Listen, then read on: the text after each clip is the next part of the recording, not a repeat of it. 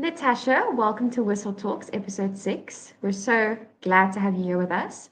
Before we start, could you tell us a little bit about yourself and how you've gotten into the industry of sales and marketing? Yeah. I've had kind of an interesting journey. I am from LA originally, so I was big into, the theater acting scene. And then I actually just made this kind of huge transition going into medical device sales. I went and I did medical device technology, worked in hospitals, kind of moved up from there into director capacity. Then I ended up going into real estate and real estate technology, and then moved up to kind of working up as a VP at a startup for real estate tech. And now I work on consulting and international partnerships and business expansion for a number of different companies, like Whistle. And yeah, so it's been quite a ride, and I think if there's one takeaway from my experience, it would be that you can literally decide what path you want to go on at any point in time. So that's me in a nutshell. I love that. Thank you for that. So, the topic that we're going to be speaking about today is something that you can really resonate with, and that's how being in the industry of sales and marketing allows you to kind of operate your own business. Even if you work for an employer, you are able to kind of be your own boss and work for yourself. So Yeah. could you maybe speak a little bit about that and how we need to change the mindset shift between working as from your own business as opposed to working for a business Yeah, so or working definitely. as an employee? Yeah, it is. It's something that has helped accelerate, I think, my career and also in transitions from where I wanted to go because I did I did work a little bit in marketing. It just maybe wasn't the whole highlight of maybe this point in my career. Um, but marketing was included within sales at my previous positions. And even now, it's just so intertwined. Marketing and sales are so intertwined. And when you look at things, right? When you start looking at things as a whole, you start to see that more and more. And so, one of the reasons why it's so important is just because you will be able to accelerate your career at such a greater level if that's what you want to do, right? When you start to view yourself as your own business. Things that kind of happen organically are, you prioritize. You don't see every task as being the same. You know personally like what you need to do, and when certain things need to get done, right? You're thinking about operations, you're thinking about what's customer facing, what is a customer going to see. And then you're also looking at things like work is a reflection of you. So while you're prioritizing this agenda, you are on top of how everything appears. When you get a problem, when something surfaces, you're a lot more proactive about what needs to get done. Meaning you are thinking, okay, how do I solve this? Right? It's not just it's not so much as a task list anymore as it is like, okay, here's a problem. How do we solve for it? And let's look at the timeline associated with solving each problem. Now, a couple of things I'm going to segue here because a couple of things I like to bring up when you do start to view yourself as a business, even while you're working for an employer. This kind of problem solving thing that I just touched on, you realize that one of the keys to problem solving is being creative. And so things that, maybe we don't talk enough about within certain industries are that you need to help to cultivate your creativity.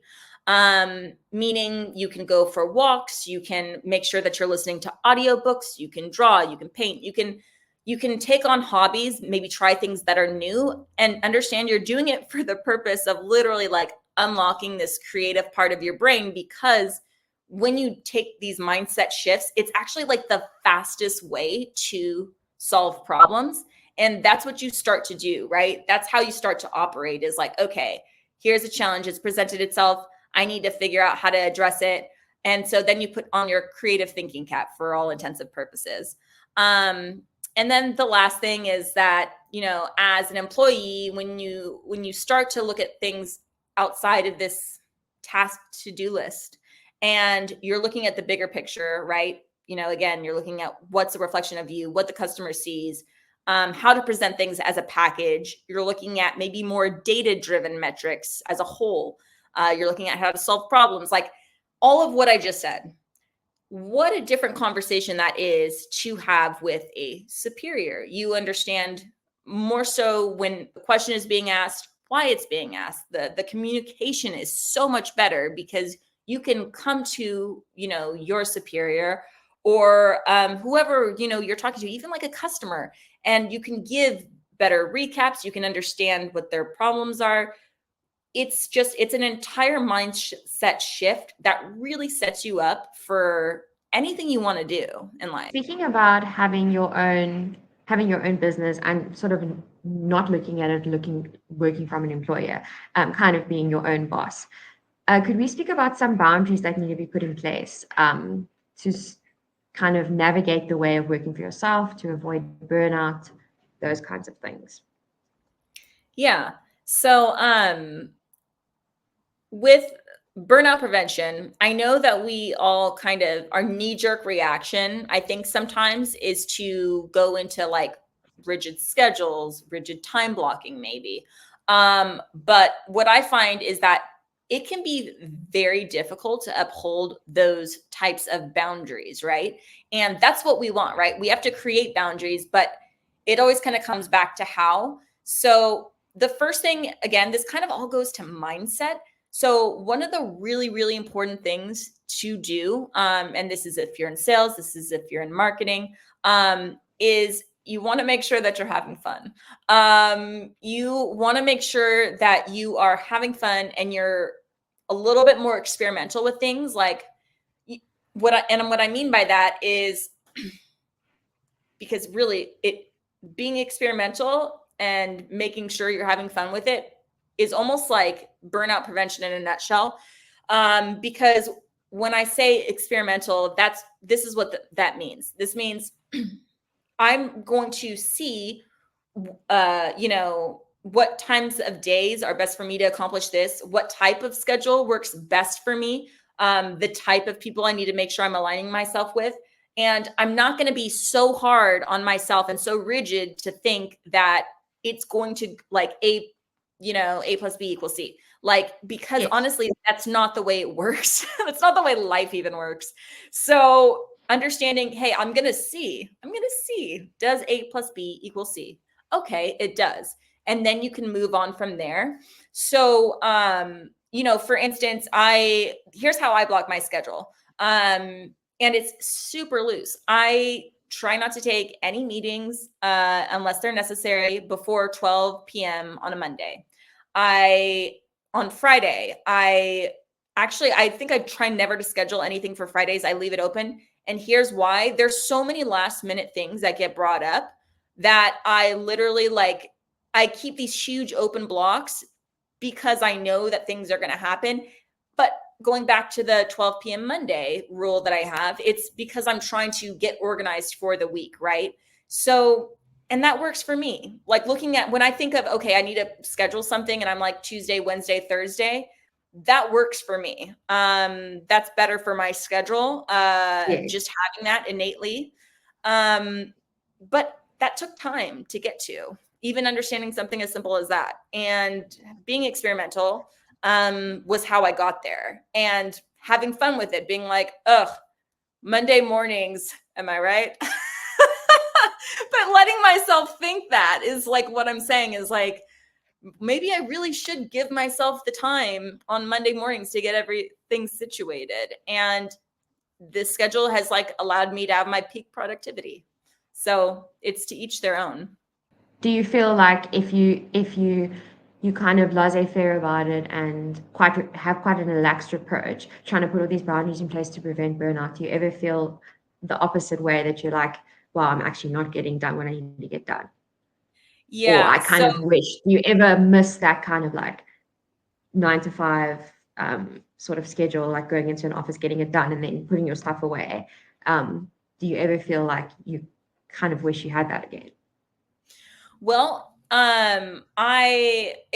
it's the only reason why that's a little bit maybe tough to answer just has to do with my personal schedule having a little bit different hours, and but planning for that flexibility. So I have to allow for the flexibility without burning myself out. So that's something I actively do, right? Understanding that I might have to like break up my work day. Now, when I did work a 9 to 5, so to your answer, do I miss doing the standard 9 to 5? I don't, but I do have to be more aware of my boundaries because of it. And so the reason why I don't miss the 9 to 5 personally, though, is because I have experienced burnout. And that did come through the 9 to 5 because even I couldn't just turn off at 5 o'clock. Yes. Like my day didn't end. I was still trying to figure out how to move the needle forward. So I mean, I've been to burnout and back. Like if you could get, I think I might have used this analogy once before when we were speaking previously, but like if, the way that you shoot a basket and you score like in basketball, and you can do a layup, a free throw, a 3-pointer, like a jump shot, like all these different ways. Like I feel like I have accomplished burnout on every different way possible. So for me personally, the 9 to 5 didn't do that for me. I know some people it helps them with their boundaries because they can just clock out, shut down, and then leave. But it just didn't work that way. I just wasn't able to turn off. And some of it had to do with maybe office distractions, and the way that I function, the way that I work in spurts, the way that I, will walk when I'm trying to when I'm, working on what I need to get done. Now, I think that it's thinking so much about burnout, though, that can lead to a different type of like burnout. Like if you're constantly, thinking about how do I prevent burnout? How do I prevent burnout? Like that's taking up That space in your can brain, which burn is you out, yes. yeah, which is why I like to do these like very flexible, but somewhat of a schedule, like, but keep things flexible. Because I feel like if you time block so hard and like every second of your day is allotted for it, just like life happens, and it can't be that rigid because that's going to drive you insane. So understanding that and knowing that I think is important. It's when you start on your own kind of business venture, um, I think that the most important thing to do though, like let's say you are making a transition to becoming your own business. The most important thing I think you can do is go as keep experimenting here to get your data, but keep going high level on everything and force yourself to go high level because this is the time consuming part right here. This is where you get in the weeds. This is where you start to, especially in marketing. Oh my gosh, if anything is marketing related, oh, that can take you, spiral you, take you into all these different areas, consume so much time because you can be like, oh, I need this to look a certain way, or oh, I can't get that edited the right way. And it will just take up so much time. So you have to like physically pull yourself away and be like, okay, high level, when does that need to get done? I have to look and see what is that like, is that serving this purpose? Like you have to constantly fight for the high level. Because doing that is also going to open you up to when objections come, when criticisms, when you need to like, even like if you were to be selling a specific product or like a specific service, understanding, especially when you're early on, the incubation phase, the go-to-market phase, right? You're just starting to bring on a tech stack. You're just starting to bring on your sales team. All of those things, like it's so important to keep asking yourself the high level questions like, okay, who is my target market? Who do I need to align myself with? All of that. I know we've kind of veered off topic here. But it's all just how you function as your own business. It's your lifeline. What are some of the lessons that you've learned since you've been working for yourself or having your own business? Some surprising lessons that you didn't think you would, or sort Ooh, of, it's a good question. So some things that I didn't expect I would learn. I've done some tests just to see. Ooh, there's been a lot of surprises along the way. Let me just say that. The thing that surprised me the most, um, when I tried to view myself as business, it's hard. It's so hard to treat yourself in the same exact way you would treat another business. And I realized it was more challenging than I thought it would be. Um, but at the same time, when I reflect, like, and I think it's because you, I think when you're your own business, you're tempted to do everything by yourself. yes, And you don't want to that's, ask for help. yeah, like I think that you just are like, no, it's fine. I'll just do it. I'll just get it done, whatever, whatever. And that, but you, but it's like such a mistake. It's such a mistake. And I tell people this all the time. Like, it's so important to get help, because you have to stay focused on, what yields your ROI, or like you have to, if this is your like long-term goal, like you need to have a long-term big picture mindset, and you have to fight for that. And you need to let people who specialize in things, and you need to allow other people to help, and all of that. And I'm trying to force myself more and more to have people help me do certain things, and not just be like, oh, I'll do it myself. But I didn't know that I was going to do that. Like, I didn't know. So it's interesting when it comes to you treating yourself like a business, where like where your struggles are going to be. Do you think that you learned quite a lot of things from your failures, or you've learned a lot of lessons from sort of failing and wanting to get back up and grow from that? I'd say yes. I think failing is like absolutely necessary. So, okay, I am very big on forced failure, meaning if something is going to fail, I want it to fail hard, I want it to fail big, and I want it to fail fast. I don't want some dragging on forever type of failure situation. I want to see it all for its ugliness. I want it to rear its ugly head, and I want that to happen as soon as possible and in as many ways. And it's kind of like, it's funny too, because it's like, do you just like, getting, Failure, yeah. do you just like, is there some weird kind of personality thing going on? Why would you like that? Right. But it's so important because you can shift so hard on your business. Like, and until you allow things to kind of like fall apart the way they organically are going to, anyways, you can't, it's weird, like, because there's so many things, like, so I learned this, back when I was a medical device, when I was doing everything myself, so clearly there's a theme there. And I was like working up into like other career levels or whatever.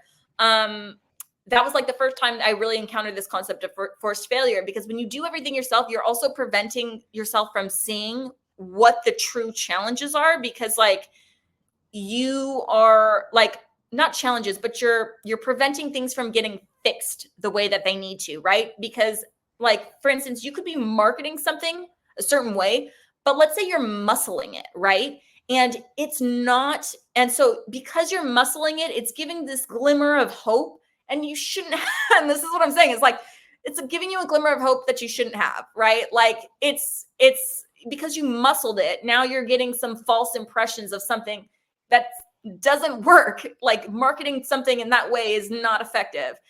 So that's where it's like, okay, well, let's say if you didn't muscle it, this, marketing should work this way, right? It should work this way over time to this audience. And if the fit is right, if the data supports it, then that will yield the right results. So that's what I'm saying, is like, it's so important to not just band-aid everything. And I think that, and it's not even band-aids, honestly, it's more like muscling stuff is, I'd say, the biggest thing you have to watch out for. Because it's one thing, when you start down like the entrepreneurial, like solopreneur, whatever path, it's one thing to be like, I'm headstrong. I want this. I want this. It's another to be because you have to have that mental fortitude, but that's not the same thing as understanding criticism and understanding, again, like either product market fit, service market fit, where you're best, like that fluid, like you have to be fluid on a board to someone's ears, I'm sure. And like nobody ever That's is like, please tell me about this failure or tell me about my shortcomings or, but man, if you can embrace that, you are going to go so freaking far. Like you move at jet speed when you embrace failure. Like that's the thing nobody tells you is like, shit, like you will get so far if you just allow things to like, if you're like, wow, shit's going to hit the fan, let it hit the fan and then be like, okay, time for the rebuild, never right? again. Yeah, right? Shift. And it happened like because everybody goes through that. It's just a matter of whether or not you embrace it. Like, and if you drag it out, like, it's not like things are innately bad or good. It's more of like the time it's going to take to then pivot, recover, rebuild, do whatever else you have to do is just like, I can't even express like the time it's going to take to do that is just so much longer than if you just let things fail like they need to fail in order for you to literally like pivot and do what needs to be done moving forward. Thank you so much for that. I feel inspired. Thank you for being so open and honest about the reality of working for yourself. And even if you work for an employer, you can even work for yourself, have your own Yeah. business. So thank you so much for joining us on Whistle Talks. It's been such a pleasure to chat to you. Thank you so much for having me. Appreciate it.